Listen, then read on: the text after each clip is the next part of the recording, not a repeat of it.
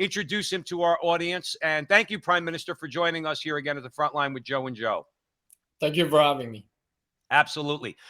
Real quick, for those of you who do not know, Prime Minister Hudayar was elected Prime Minister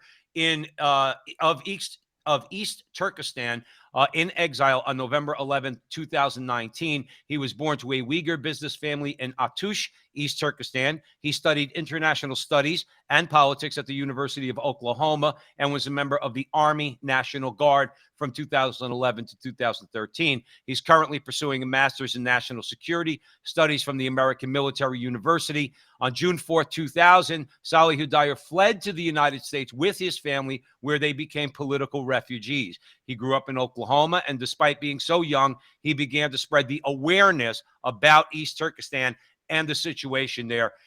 He is also fluent in Uyghur, Turkish, and English. He's married and currently resides with his wife in Northern Virginia. So thank you once again, Prime Minister. And with that, I'm going to hand it over to Joe Resinello. Prime Minister, let me set the stage for those who may not know what's going on with your people. October 13th, 1949, the Chinese Communist People's Army invaded East Turkestan and overthrew the independent East Turkestan Republic on December 22nd, 1949. Chinese authorities have been accused of imposing forced labor, mass internment, forced birth control, erasing Uyghur culture and religious identity, and separating children from their incarcerated parents. Can you elaborate on these human rights violations?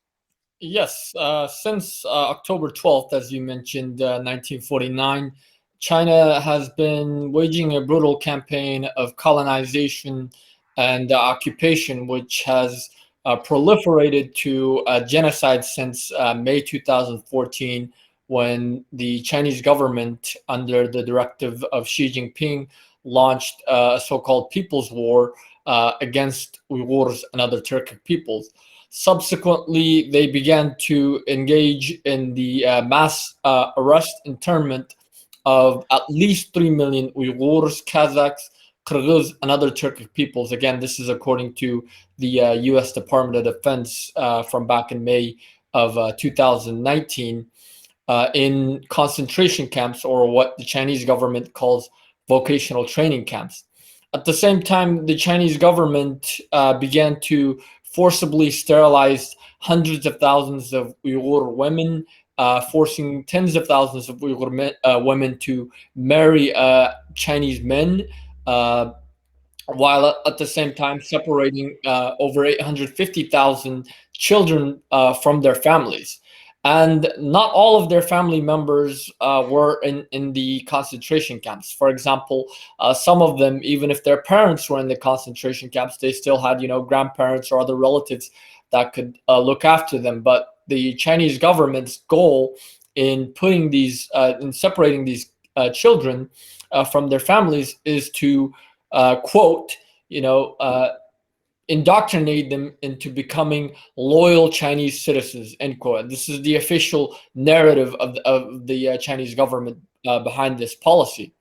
In the camps, people were subject to forced sterilization, starvation, forced medical experimentation, organ harvesting, 14 to 16 hours of a constant indoctrination, where they were forced to denounce their own ethnic and religious identity and embrace Chinese communism and Chinese identity.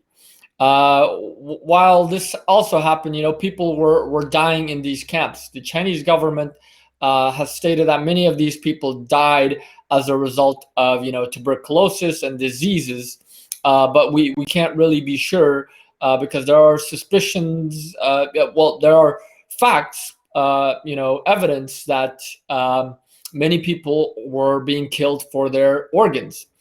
In fact, in many of these concentration camps, there were crematoriums nearby, and in the concentration camps that were around the airports, there were special lanes at airports that said that that had special lanes only for organ transplants only. and with testimonies of Chinese doctors and foreign organ tourists, mostly wealthy Muslims from the Middle East, they would get so-called halal organs, meaning these are or organs from Muslims who have adhered to the strict Islamic dietary conditions, and they would just order an organ and would receive it within a few days. And this is a sad reality that's happening inside the camps. While at the same time, you had many people in the camps being used as slave labor to produce the cheap products, from everything from textiles, from clothing to shoes to electronic components that are used in computers, phones, and other electronic equipment. This also, they also were forced to use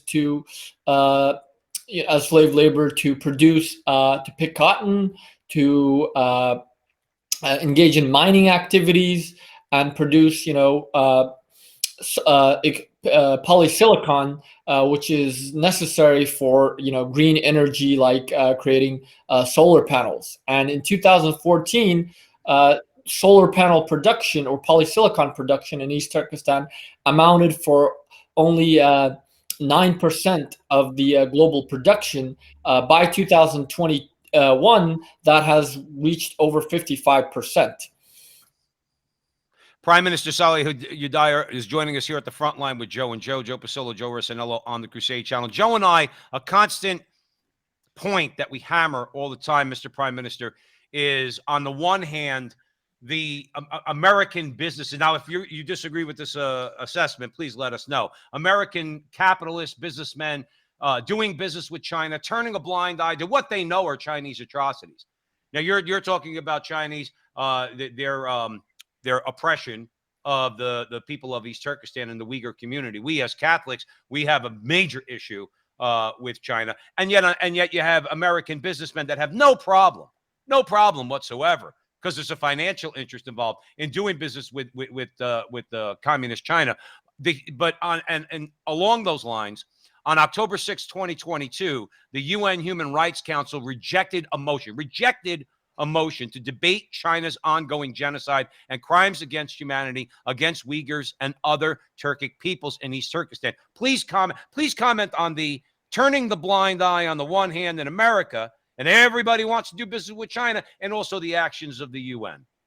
Yes, since 2021, January 2021, during the last few days of the Trump administration, U.S. Secretary of State, then U.S. Secretary of State, Mike Pompeo officially designated China's atrocities against Uyghurs and other Turkic peoples as genocide.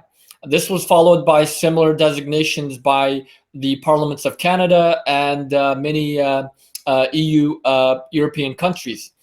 However, the UN, stood silent. In fact, in the last day of the UN High Commissioner for Human Rights, Michelle Bachelet, after extensive pressure by international governments, she released a weak report stating that the Chinese government, some of the things that they were doing to the Uyghurs and other Turkic peoples may constitute as crimes against humanity, failing to acknowledge the genocide. But the U.S. and other countries tried to put a motion in the UN Human Rights Council to call for a debate on the atrocities, the genocide of the Uyghurs and other Turkic peoples. But sadly, the UN Human Rights Council voted largely, actually by a very small margin of 2 countries against this. And the most humiliating, or the most atrocious part of this, is the fact that the countries that voted against this, many of them were Muslim countries, like Indonesia, Kazakhstan, Uzbekistan, Qatar, the United Arab Emirates, and others.